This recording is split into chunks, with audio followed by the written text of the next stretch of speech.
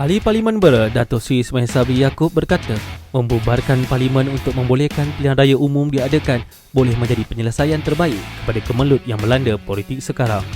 Beliau yang juga naib Presiden UMNO mengakui Perikatan Nasional bukan sebuah kerajaan yang kuat ketika ini kerana menerima tekanan berterusan daripada pembangkang. Katanya, perkara itu berpunca apabila Perikatan Nasional memperoleh sokongan majoriti tipis di Dewan Rakyat dan yakin jika PRU diadakan sekarang mereka boleh memenanginya. Ismail yang juga Menteri Kanan Tan Sri Muhyiddin Yassin itu menambah, kedudukan Muhyiddin sebagai Perdana Menteri pada ketika ini terletak di tangan ahli parlimen dan bukan di tangan rakyat. Pemberian bantuan prihatin elektrik tambahan tidak akan menjejaskan Operasi Tenaga Nasional Berhad TMB dalam memastikan bekalan dan infrastruktur elektrik negara terjamin. Pengurusi TNB, Datuk Seri Mahathir Khalid berkata pihaknya bersetuju bantuan yang bakal disalurkan kepada rakyat adalah tanggungjawab bersama antara TNB dan Kerajaan Persekutuan. Jelasnya, TNB akan berusaha melakukan penyesuaian dalam menampung kos berkaitan dan pada masa sama memberi jaminan operasi bekalan elektrik negara berjalan seperti biasa. Kerajaan sebelum ini mengumumkan 4 juta atau 52.2% pengguna domestik dengan bil elektrik sebulan kurang RM77 atau penggunaan bawah 300 kW sejam akan menikmati bekalan elektrik percuma selama 3 bulan di bawah bantuan prihatin elektrik tambahan. Ketua Menteri Sabah, Datuk Seri Shafie Apdal menolak tuntutan Tan Sri Musa Aman supaya Yayasan Sabah membayar ganti rugi fitnah RM1 bilion dan permohonan maaf kerana mengumumkan secara terbuka saman bernilai ratusan juta ringgit terhadap diri beliau. Shafie memberitahu Musa bahawa beliau akan berjumpanya di mahkamah selepas mengesahkan yayasan milik kerajaan negeri itu telah menerima notis tuntutan tersebut.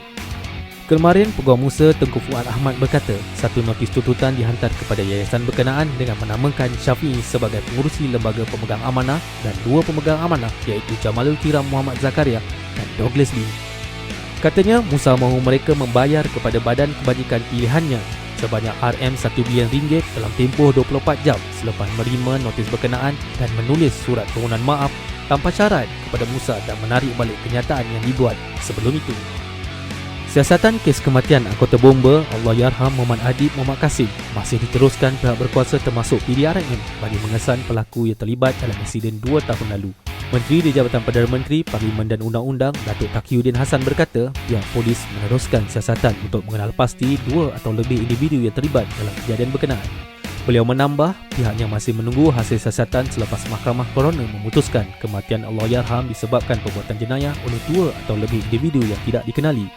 Muhammad Adib, 24, yang juga anggota unit Bantuan Perkhidmatan Kecemasan Balai Bomba dan Penyelamat Subang Jaya, parah dalam rusuhan ketika kekecohan di tapak kuil Sri Maha Mariamman, USJ 25, Subang Jaya, 27 November 2018. Selepas 21 hari bertarung nyawa, Allahyarham menghembuskan nafas terakhir pada 17 Disember 2018 di Institut Jantung Negara Kuala Lumpur. Prosiding inquest kematiannya berlangsung 41 hari memutuskan kematiannya disebabkan impak perbuatan jenayah oleh 2 atau lebih orang tidak dikenali.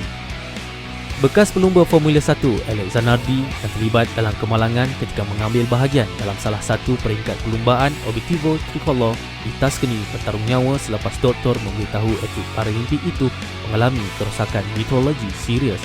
Zanardi mengalami kecederaan serius di kepala dan dikhawatirkan hilang penglihatan selepas basikal kayuhan tangan yang dinaikinya melanggar trak ketika perlumbaan kemarin. Pelumba kelahiran Itali berusia 53 tahun itu diterbangkan ke hospital di Siena dan melakukan pembedahan saraf selama 3 jam sebelum dimasukkan ke unit rawatan rapi. Zanardi adalah bekas pelumba Grand Prix dan 2 kali menjuarai kejohanan kart yang mereka syarikat sebelum kedua-dua kakinya dipotong akibat kemalangan dalam perlumbaan di litar Lausitzring Track di Jerman pada 2001. Teruskan setia bersama Sinar Harian di Portal, Facebook, Instagram, Twitter dan YouTube. Dan jangan lupa untuk muat turun aplikasi Sinar Harian bagi mengikuti perkembangan semasa dalam serta luar negara.